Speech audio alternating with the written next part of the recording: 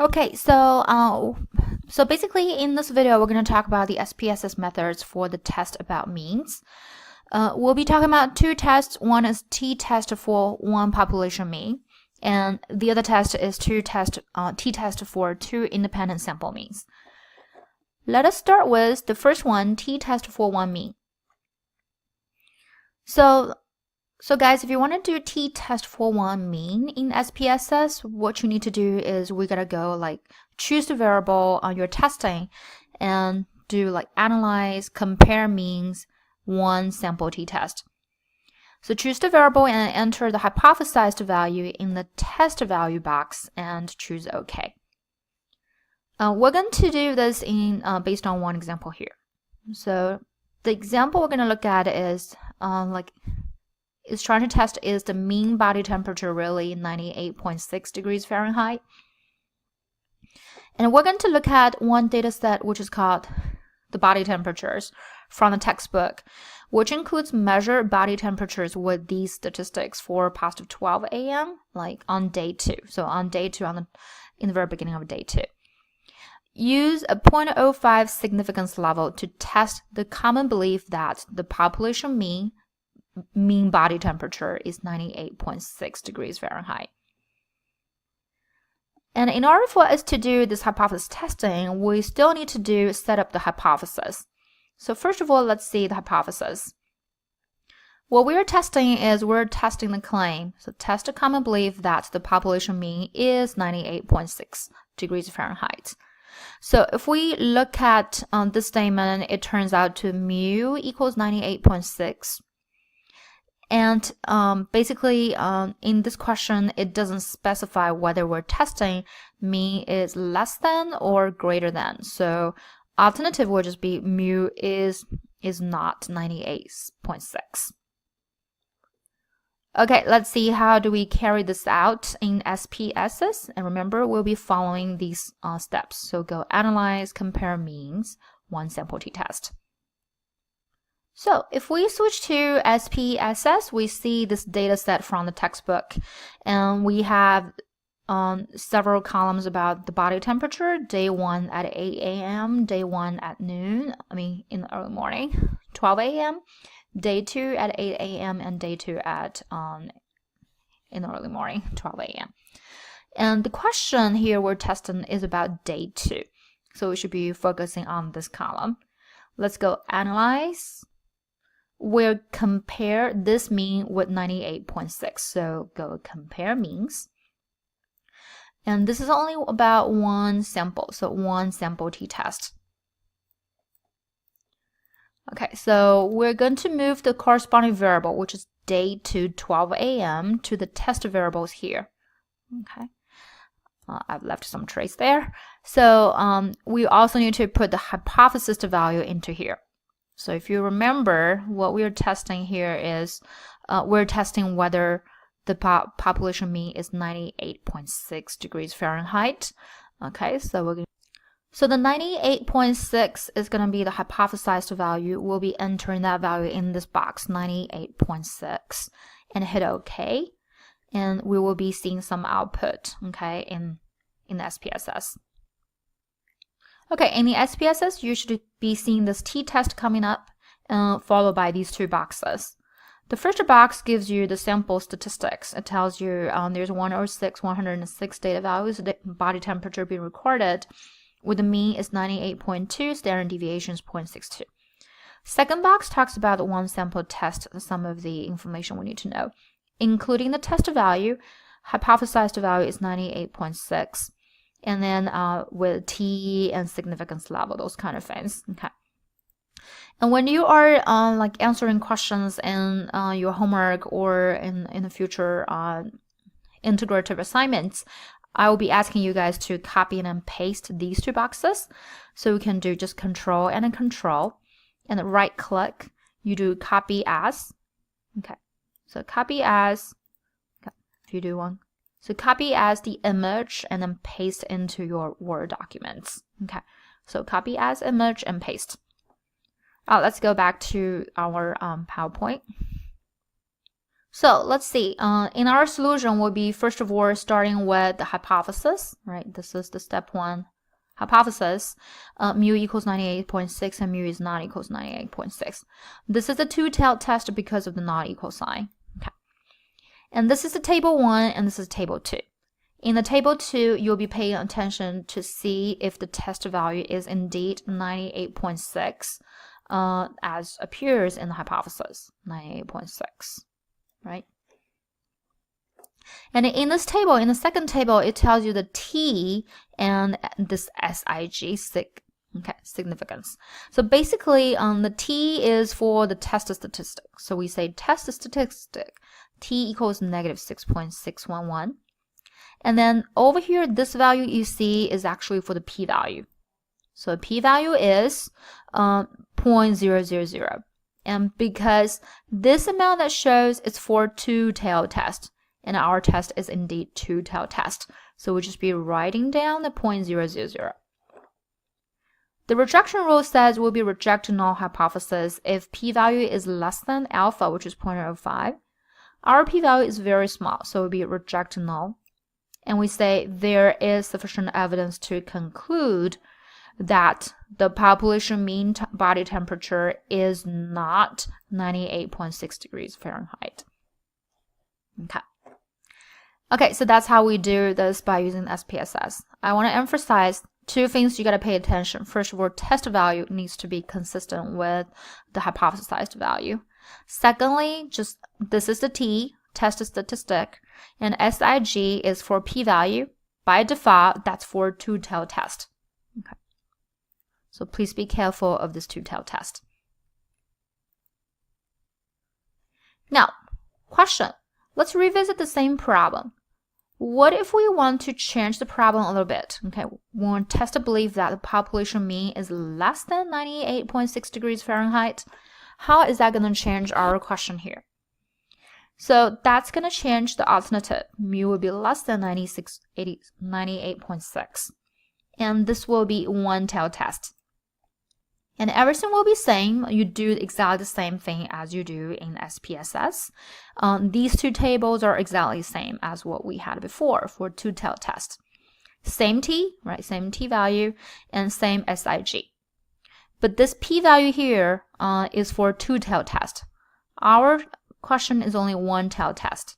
So what we need to do is we'll need to simply divide this p-value by 2 to get the p-value for one-tailed test. In this particular question, it doesn't change a lot, okay, for the p-value because 0 divided by 2 is still 0. Reject null if p-value will be less than alpha. As of now, the p-value is 0, so we'll be rejecting null still. There is sufficient evidence to conclude that the population mean temperature, body temperature, is less than 98.6 degrees Fahrenheit, consistent to what you see here in the null hypothesis.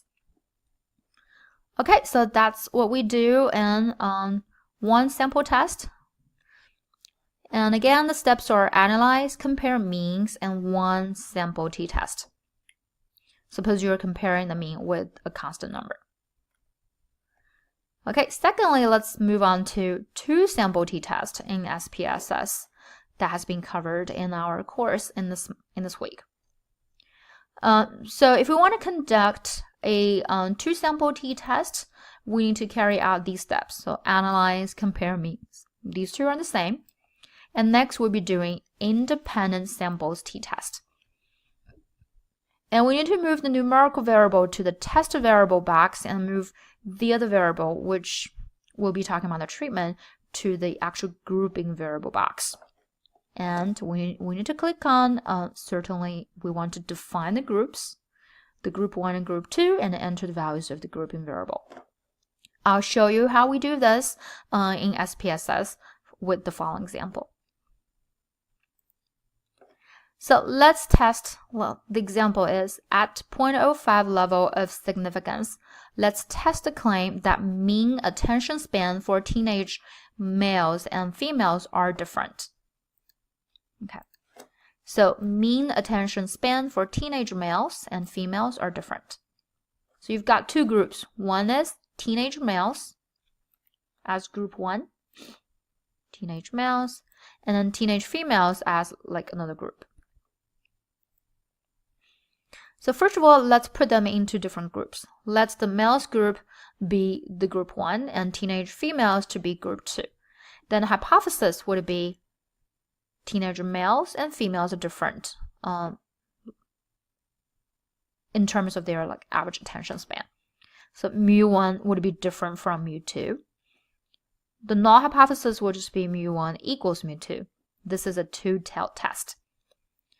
Okay, let's see how we carry this out in SPSS.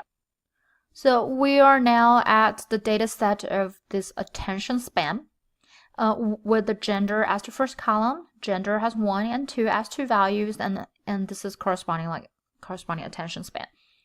If you look at the variable view, we can see the gender represents the gender of the respondent participant, with the value here 1 is for male and 2 is for female. Okay, so keep in mind 1 is male, 2 is female. Now let's carry out the compare of the male attention span with female attention span. Okay, let's go analyze, compare means. And when we talk about male versus female, this is two independent samples. So we go independent samples t-test. Okay, there's some. Okay, so what we're comparing is we're comparing their like attention span in minutes.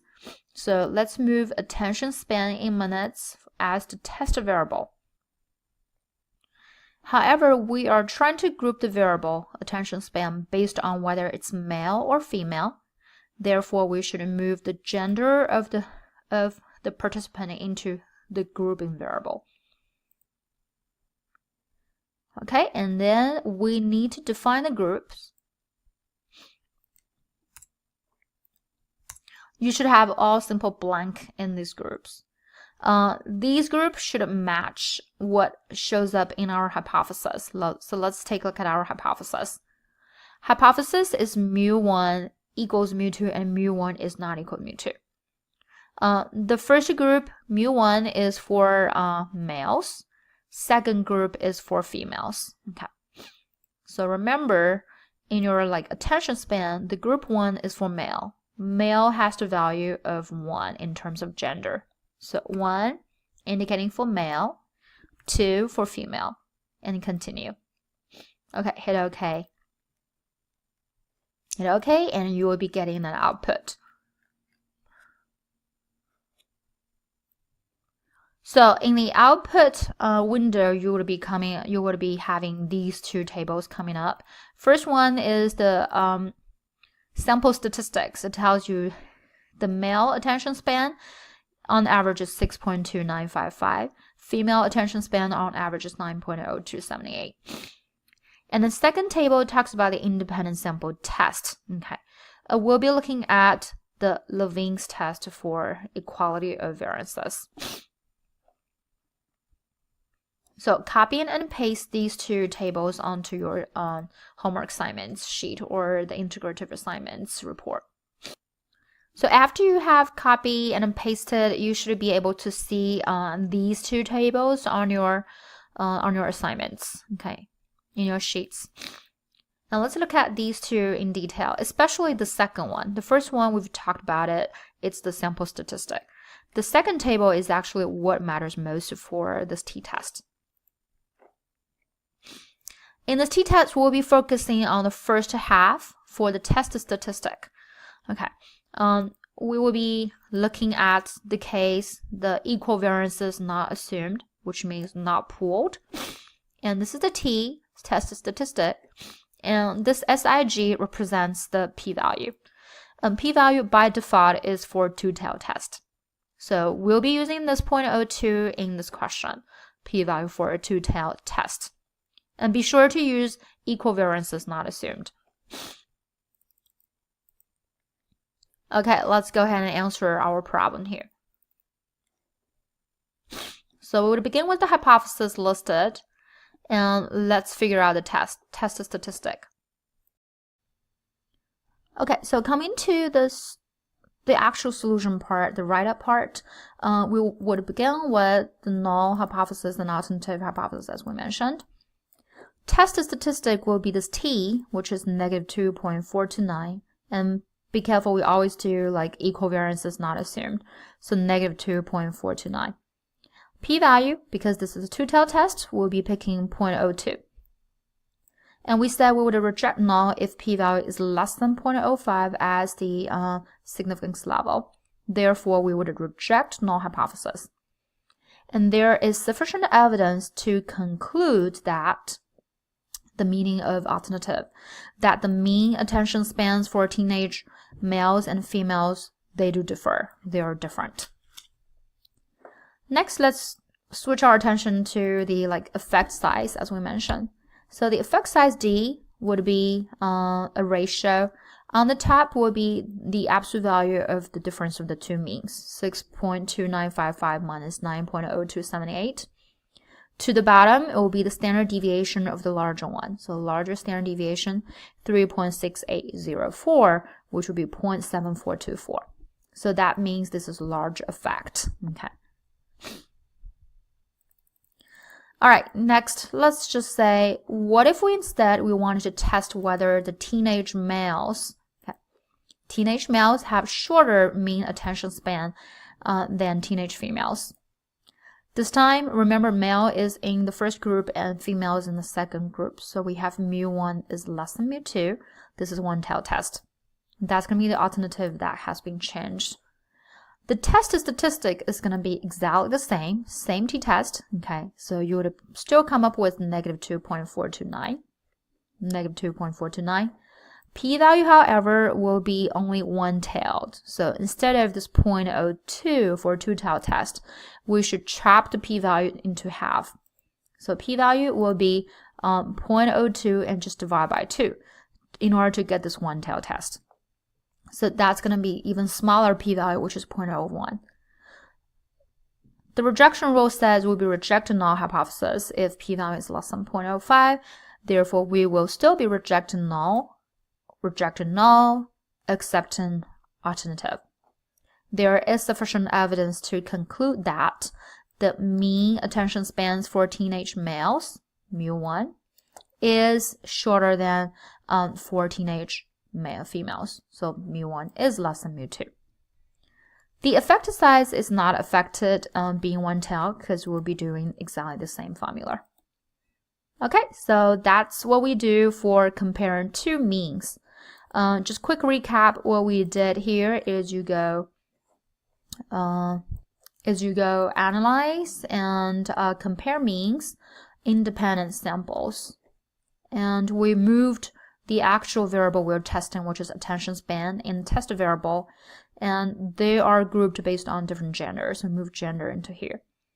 The first one is for mu1, second one is for mu2, so 1 and 2, and hit OK. All right, that's how we do that in SPSS. You should be having the same, very similar questions in your SPSS assignments. Let me know if you have any questions about this, this SPSS method. Thanks.